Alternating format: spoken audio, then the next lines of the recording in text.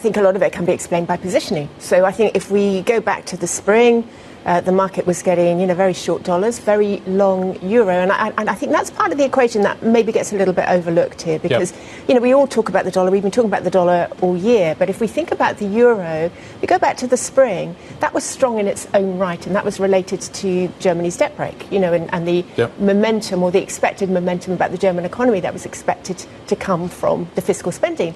But, we look at what economists are thinking for German growth this year. It's 0.3%. It's close to stagnation. We look at some of the German economic data that we've had recently.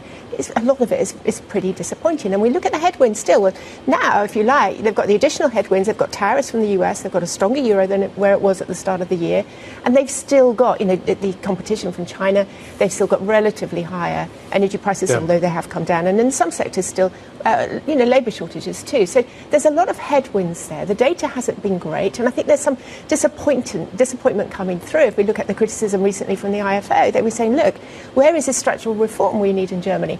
And yet the market is going into this really long euro. And I think right now what we're seeing is a little bit of correction, not just in the dollar positions, and I think the market had got too short. There's a lot of Fed easing in the price, for instance, but I think the market had got too long euro. And I think that's what we've been seeing in the last few weeks.